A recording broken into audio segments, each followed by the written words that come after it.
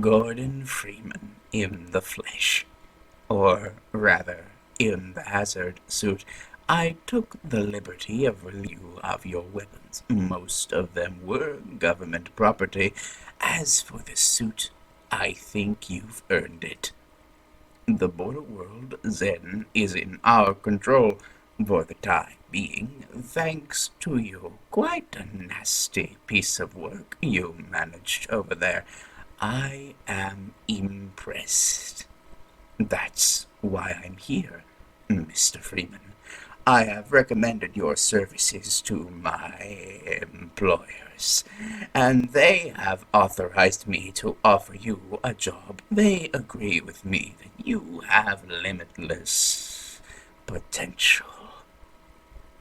You've proven yourself a decisive man, so I don't expect you'll have any trouble deciding what to do.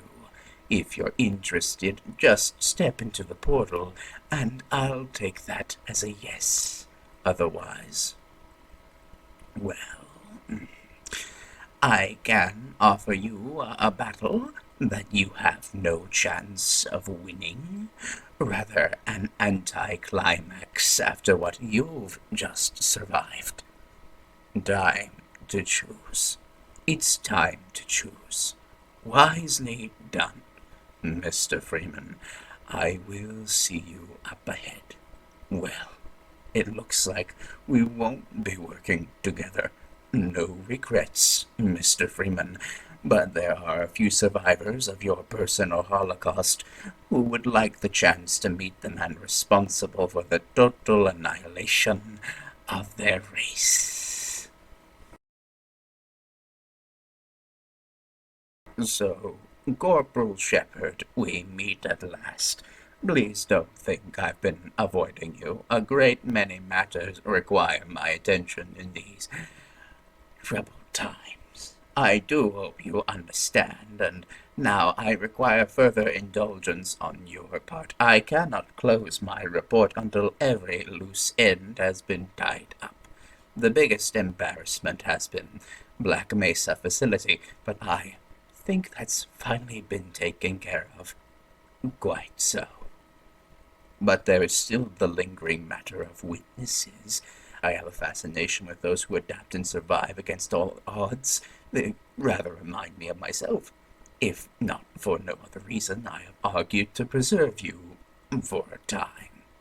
While I believe a civil servant like yourself understands the importance of discretion, my employers are not quite so trusting, and rather than continually subject you to the irresistible human temptation of telling all, we have decided to convey you somewhere where you can do no possible harm, and where no harm can come to you. I'm sure you can imagine there are worse alternatives.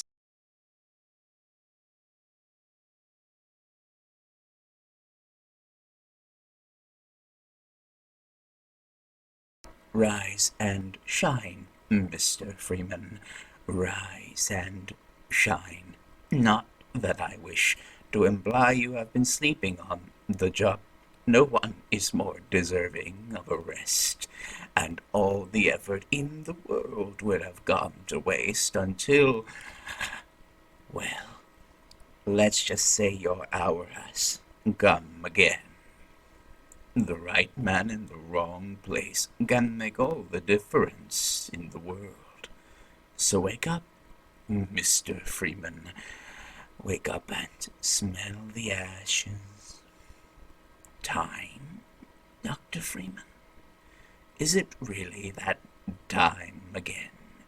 It seems as if you've only just arrived. You've done a great deal in a small time span. You've done so well, in fact, that I've received some interesting offers for your services. Ordinarily, I wouldn't contemplate them, but these are extraordinary times. Rather than offer you the illusion of free choice, I will take the liberty of choosing for you, if and when your time comes around again. I do apologize for what must seem to you an arbitrary imposition, Dr. Freeman. I trust it will all make sense to you in the course of, well, I'm not at liberty to say. In the meantime, this is where I get off.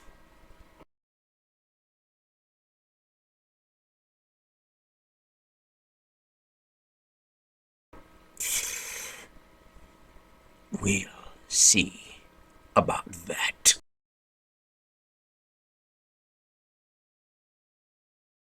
Dr. Freeman, I realize this moment may not be the most convenient for a heart to heart, but I had to wait until your friends were otherwise occupied. There was a time they cared nothing for Miss Vance, when their only experience of humanity was a crowbar gumming at them down a steel corridor. When I plucked her from Black Mesa, I acted in the face of objections that she was a mere child and of no practical use to anyone. I have learned to ignore such naysayers when quelling them was out of the question. Still, I'm not one to squander my investments, and I remain confident she was worth far more than the initial appraisal. That's why I must now extract from you some small repayment owed for your own survival. See her safely to White Forest, Dr. Freeman. I wish I could do more than keep an eye on you, but I've agreed to abide by some restrictions. Now, listen carefully, my dear. When you see your father, relay these words. Prepare for unforeseen consequences.